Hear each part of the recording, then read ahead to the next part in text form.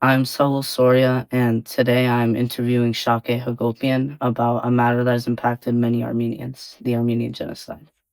Welcome. Can you tell us a little bit about yourself? Yes.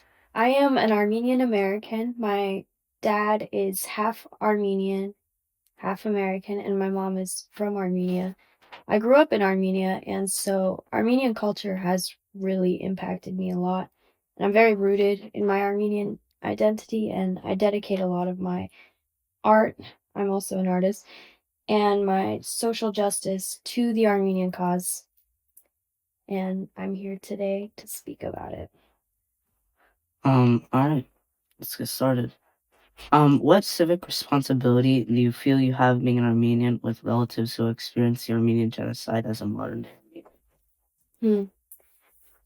I feel as though I am not a separate individual. I feel as though I'm part of this collective mission to bring justice to people. I feel like, you know, it, hearing about the Armenian genocide when I was really young almost made me realize how cruel the world can get. And so I think, you know, the concept of empathy was really introduced to me at an early age. And since then, I feel like my civic responsibility is simply to just be very empathetic and care about anyone who's suffering, but especially Armenians. I feel as though I owe a lot to my people and my nation, and I dedicate most of my time to helping out with the Armenian cause. The Armenian cause being the recognition of the Armenian Genocide, which was in the beginning of the um, early 21st century or 20th century, sorry. Um, and the recognition of a territory called Artsakh, which is a more modern day struggle because there was a war 5 years ago that impacted my family and my relatives a lot. So I felt as though I owed a lot to them and I was responsible for them too. Do you want to talk a little bit about the war or whatever happened when to your relatives? Yes. So basically, after the Armenian Genocide, Armenia became part of the Soviet Union. And, it shared the Soviet Union with a few other countries, including this very new country called Azerbaijan, which was established in 1918. And so after the Soviet Union collapsed, Armenia's borders were kind of ambiguous during the Soviet Union, and a huge territory that was 95% inhabited by ethnic indigenous Armenians was given to their neighbor, Azerbaijan, which was an ally with Turkey. And so in 2020, there was border disputes. There was a war in the 90s. Essentially, in the 90s, Armenia won control over the land, and Armenians could inhabit this territory called Artsakh. However, it was under Azerbaijan's borders. So in 2020, Azerbaijan invaded Artsakh because, you know, they got very rich selling Caspian oil and things like that. They're a very prosperous country, whereas Armenia, we're like a second world, third world country. We're not very rich. So they invaded Artsakh, and every man above the age of 16 that I knew was drafted on September 27th, 2020. I remember waking up at 5 in the morning and finding that out. My cousin was drafted, my uncle was drafted, everyone I knew, the kids I grew up with, they were all drafted. And it was a really bloody war in that territory, and so many people were killed, so many people were injured. My cousin was shot, but he survived. Um, and we lost the war, and so Azerbaijan gained total power and control over Artsakh and the indigenous people of Artsakh, which were ethnically Armenian, and they kind of did whatever they wanted to do. They imposed a blockade that lasted for 9 months. Many people died of starvation. And then they just went ahead and committed ethnic cleansing. and 120,000 Armenians had to flee the area in 2023. So, genocide was not only just a thing of the past, and it was not just limited to 1915. It happened just a few years ago, and it was not discussed in the media. Why do you think the media tries to hide something? Because the U.S. is actually a strategic ally with Turkey. Turkey and Azerbaijan, they both have resources and they're quite rich. So, unfortunately, politics are heavily influenced by profit rather than principle. So the US saw the opportunity for profit with Azerbaijan and Turkey. So instead of, recognizing principle and being like, okay, this ethnic group is being ethnically cleansed and persecuted and killed. Instead, they saw it as like, okay, Azerbaijan is resource rich. It has Caspian oil. This is a good thing for us. Turkey is our ally, So it was more strategic thinking on the US behalf. And so they didn't really bother with, publicizing it or bringing people's attention to it, Yeah. What rights do you think were taken from Armenians during that time period, or like it could also include you now? In 1915, during the genocide, actually before the genocide, this is how they mainly got away with committing the genocide was they did not allow Christians to possess any weapons whatsoever. There was a law. Only Muslims could carry weapons. And since Armenians were a Christian minority within the Ottoman Empire, that means all of their weapons, all of their guns, all of their knives, everything was taken away before the genocide so that they could be defenseless. And so that when Turkish people invaded, they couldn't defend themselves. That right was taken away. And, there's a lot of debate now as to like gun ownership, things like that. However, back then it was almost a necessity to have weapons because it was just a brutal time. You had to defend yourself. And, it was pretty much a necessity back then. So yeah, they took away weapons. That right was taken away.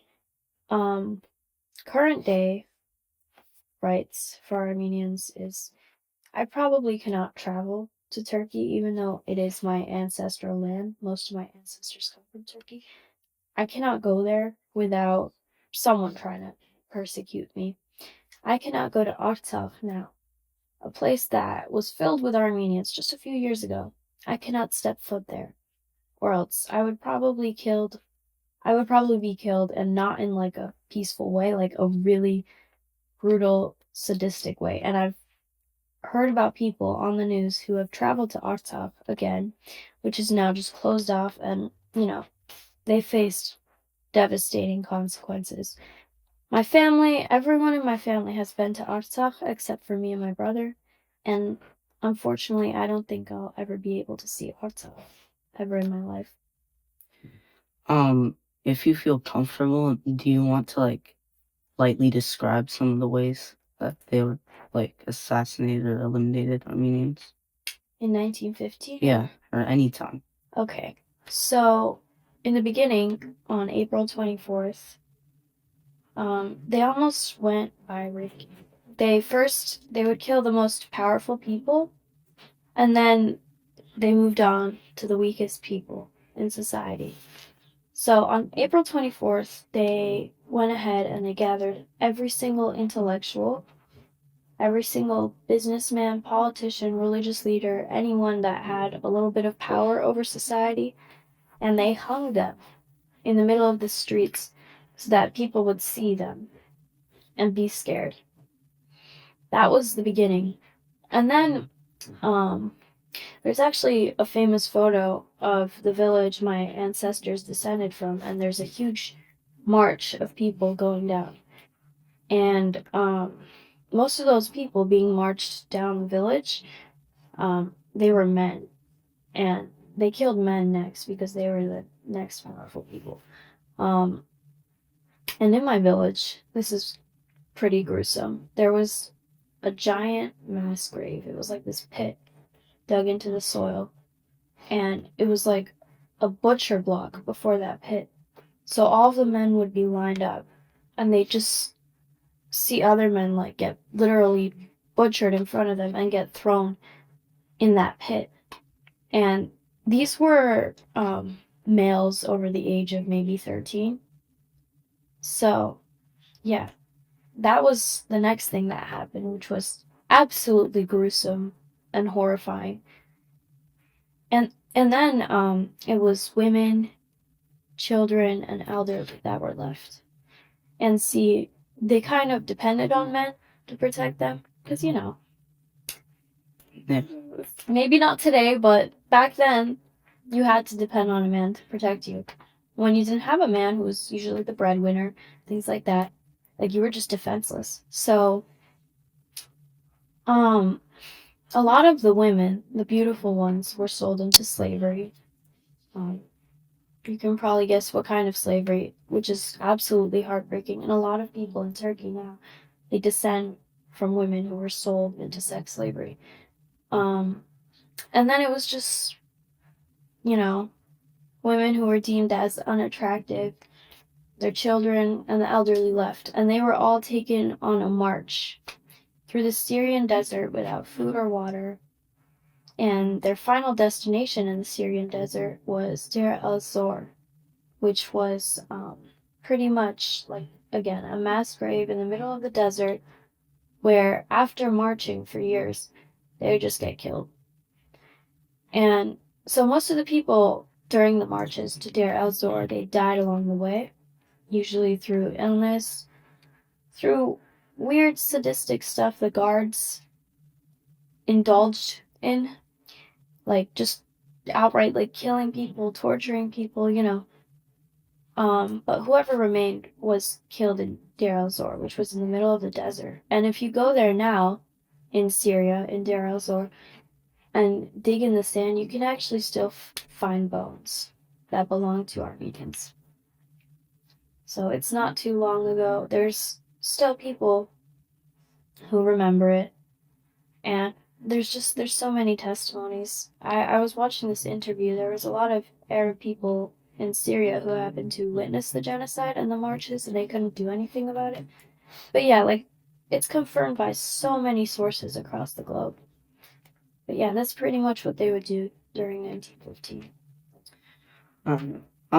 Do you think that there are people or places today or back then that should be held responsible? Yes, mainly Turkey. Turkey today denies the genocide. They say it never happened, which is very false because, I mean, it's what's the word? It's confirmed by so many sources, so many countries, personal testimonies like my family's testimonies. It's just like, it's a literal fact that is placed right in front of them. And the reason why they deny it is not only because guilty people tend to deny, it's also because they're avoiding paying reparations to the Armenian people that suffered from the Armenian Genocide.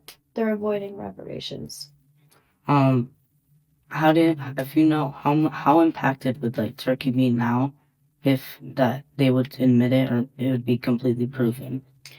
I think they would have a lot less money, a lot less respect, and I mean, there's like, there's different things that they could do. Like, for example, some Armenians advocate for the return of their indigenous lands because after they wiped every single Armenian out of the country, they established a country. It wasn't, because before it was the Ottoman Empire, right? Somewhere along the 20s or 1910s, Ataturk established the Republic of Turkey. And the borders included indigenous Armenian villages, towns, cities, and So it really depends on like what step they could take. Like they could acknowledge the genocide, pay reparations, or they could literally give our lands back, which I think is a form of repaying us for what we went through. Alright. Do you think that the international community responded well to the Armenian genocide, and if not, why? I don't think so. I think it's a debate in many countries, even countries that recognize the genocide. It's still somehow a debate, and it is not acknowledged at all. It took the US 105 years to acknowledge the Armenian genocide. I don't think they handled it well at all. If it was received as well as the Holocaust or things like that, I would say yes, they responded well, but no, it's not nearly as publicized as the Holocaust, and it's not nearly as recognized as the Holocaust. Why do you think, like, the US or other places took 105 years to recognize it? Mainly because of, again, this strategic allyship with Turkey, because I believe they're also a part of NATO. That also influences their decision. Yeah, just weird partnerships and things like that affected their decision to recognize the genocide. Why do you think that it affected their decisions? Like, were they scared of anything if they did recognize it? They're scared of Turkey because they do receive a lot of resources from Turkey. And Turkey helps them out with certain things. Turkey is also kind of against Russia. So the US sees that as a strategic opportunity. It's little things like that that really affected their decision. I think it's partly also the fact that in the early 1900s, Asian immigrants were banned from immigrating to America. And so Armenians were considered Asian at the time. And there's a lot of prejudice. And they had to fight in the court to be recognized as white. And so I think that also affected a lot of Americans' perception at the time. Um, for example, there was a lot of slurs created for Armenians living in the U.S. Um, Weird stuff like Hollywood Indians or Fresno Jews or poor Jews, things like that. Like there's weird slurs that were created for Armenians. Like there's a lot of prejudice against Armenians. We're not really like offering them any resources or anything if they do happen to recognize the genocide, you know? Like they don't gain anything from recognizing it except maybe like a few pats on the shoulder, which they don't really care about, but they do care about their allyship with Turkey. Alright. In the Armenian genocide, over 100,000 Armenians were forcibly converted to Islam. How did this affect you and your ancestors? I don't really know what became of the Armenians that were forcibly converted to Islam because I believe a lot of them just consider themselves Turkish now. I've spoken to a few Turkish people who claim that their ancestors were Armenians that were converted to Islam during the genocide. And usually a lot of Turkish families are a little bit ashamed about that, so they don't really even mention it. But I have a few friends who reached out to me. They were like, "Hey, I think I descended from Armenians. Like my grandma just told me that her mother was an Armenian who converted to Islam, things like that." So I think what became of the Armenians that converted to Islam is that they were kind of forced to also forget their identity and their oral history. They were kind of banished from talking about it. So it's almost like a little bit of a mystery what became of them. In the case of my family, we were never forced to convert to Islam. However, I think a lot of Turkish culture has affected Armenian culture, and Turkish culture is essentially Islamic. Like, there's a few perceptions and things like that that are heavily influenced by Islam. Like, we say words sometimes that are Islamic, or we say Turkish words. We have a lot of values that are way more conservative than other Christian nations, and I think this is also partly affected by the countries around us, which are Islamic, and Islam tends to be a little bit more conservative than Christianity. So there's things like that that I think have affected Armenia. Alright. If you know, what psychological aspects you think took place during the Hamidian massacres in 1915? I think it was mainly a lot of fear because, it was like hundreds and thousands of people that were killed just in one night. And that's going to make a lot of people fearful and distrustful of the Turkish government. In the case of my family, my great-grandfather happened to resist the Hamidian massacres. He was one of the rare cases of people that resisted. He was one of the warriors. They're called fidais. And so he his whole psychology around it was just fight, resist. A lot of other Armenians, however, were scared too. He, on the other hand, he happened to resist and lead a lot of uprisings and battles and things like that. He was kind of a renegade. And then he fled Turkey before the genocide happened. And he changed his name and last name because he was kind of a fugitive at that point. But yeah. What kind of things, if you know, did he use or do to resist? I'm a little bit ashamed to say. I mean, he killed people, obviously. I'm a little bit ashamed of this part that I heard on Wikipedia because I had only recently found out that my great-grandfather's name wasn't actually his name, and his real name was Avedis Bizian. So I looked up his name on Wikipedia, and what he would do was he would hide in the mountains near the Black Sea and wait for rich European tourists to travel through those mountains, and he would rob them and steal their money and their resources and then redistribute the wealth among Armenian warriors to resist the Ottoman Empire. Which is like, it's not very nice of him, but it was brutal times. People did brutal things.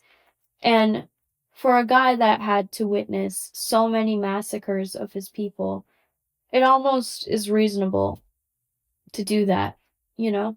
Yeah. He had to resist. He had no choice. And they weren't given any weapons or anything, so he had to steal those weapons. How is the genocide relevant to people who weren't impacted by it? So the Armenian Genocide almost set a chain reaction of other genocides. For example, Hitler was emboldened by the Armenian Genocide, and he writes this in a lot of his manifestos. He says that, after all, who remembers the Armenians, referring to the Armenian Genocide, and he believed that he could get away with the Holocaust by looking at the example of the Armenian Genocide. And the Holocaust was actually heavily inspired by the Armenian Genocide, which was a few decades before the Holocaust.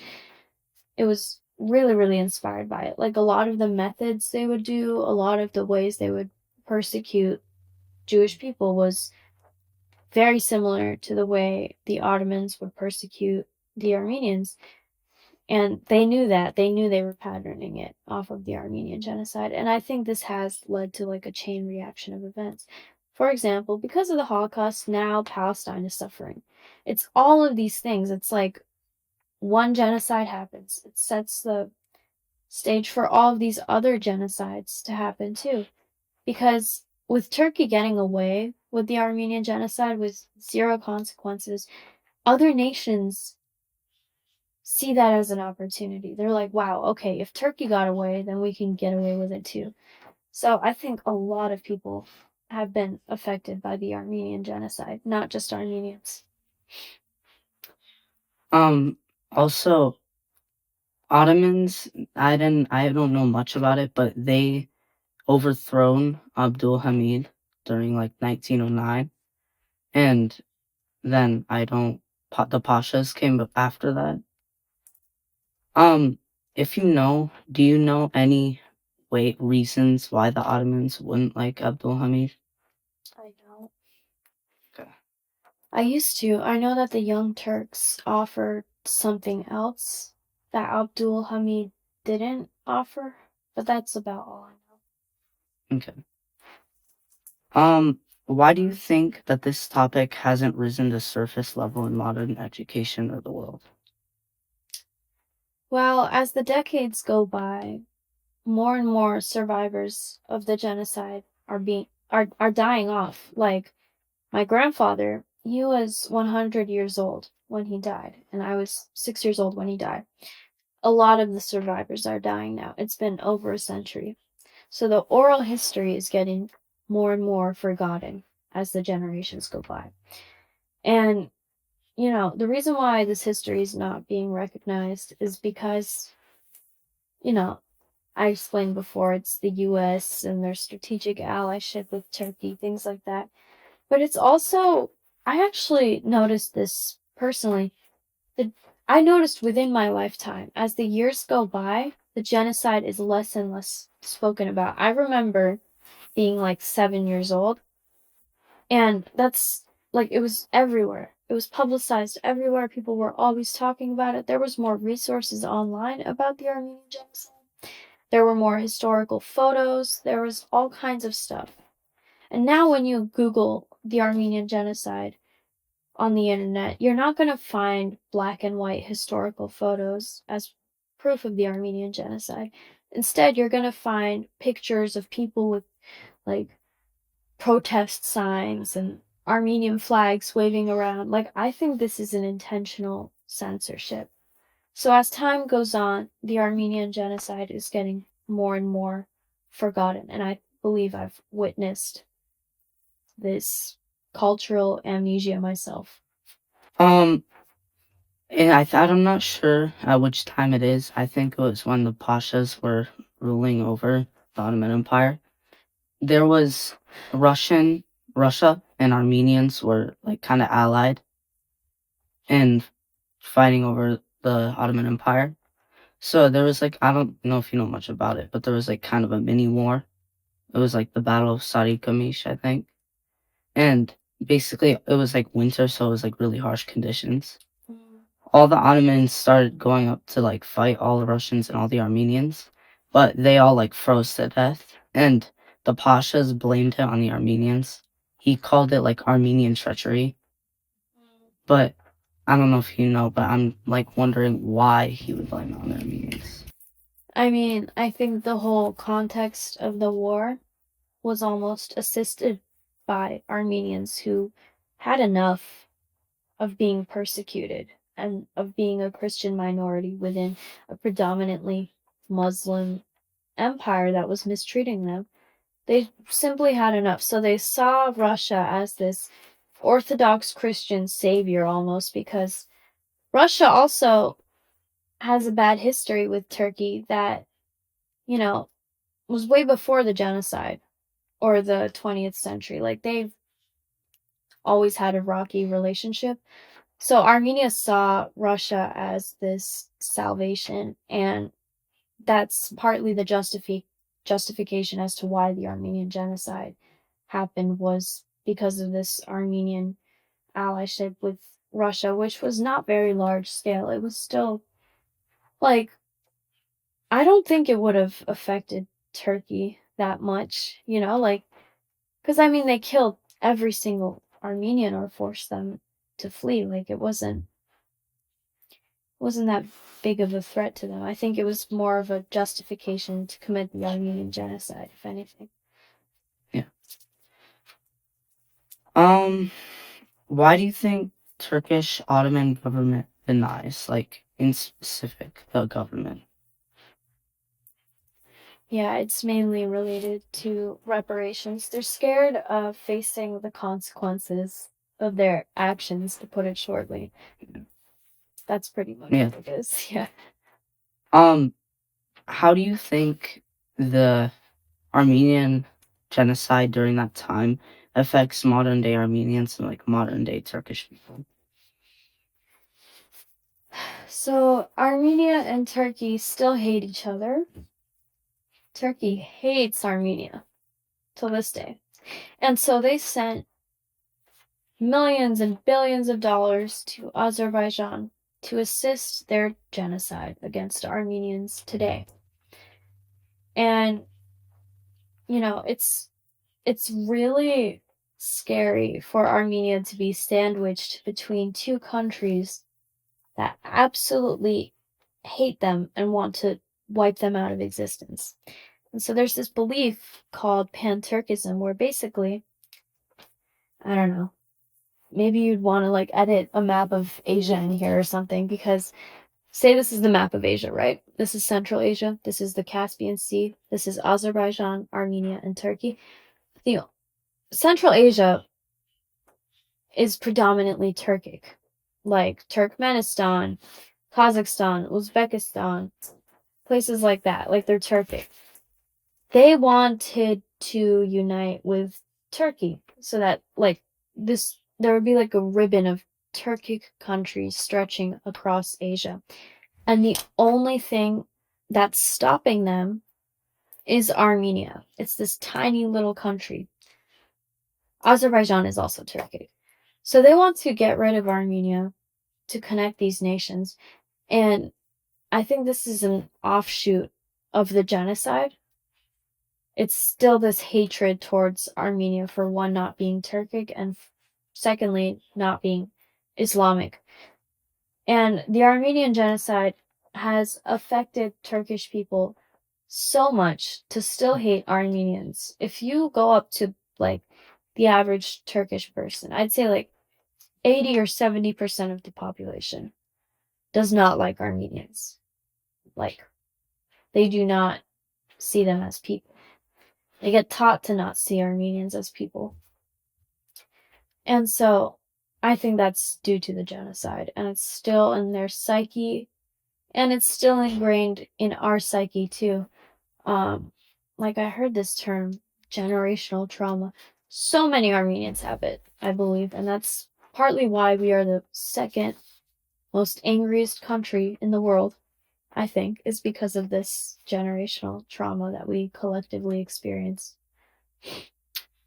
I'm think so also for the people, the Armenians who were younger and they didn't kill. I think they were brought into like schools and like almost indoctrinated into believing it to like the Turkish government almost. Yeah.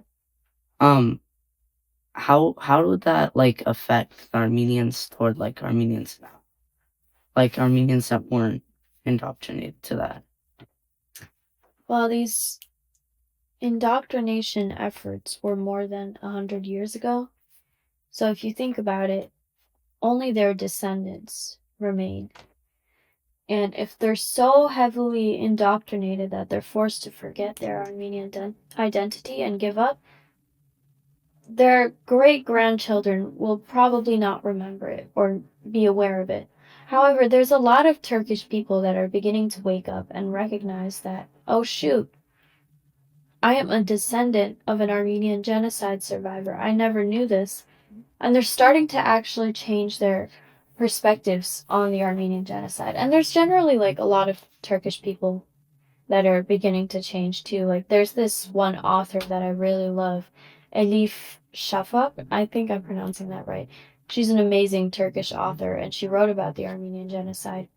So I think more and more Turkish people are starting to recognize it and be a little more tolerant towards Armenians, because we're kind of transitioning into a more egalitarian society. You know, prejudice and hate is not very tolerated anymore, which is great. And so, yeah, the Armenians that were indoctrinated, only their descendants remain, and I think their descendants are slowly beginning to wake up, and I've spoken to some of those descendants personally. All right.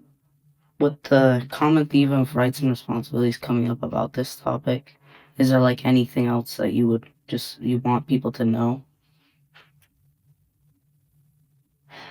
I think the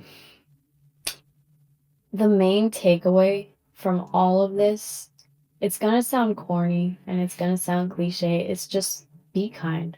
Like, that sounds very cliche and corny, but it's essentially like the reason why we kill each other is because we lack empathy as a society.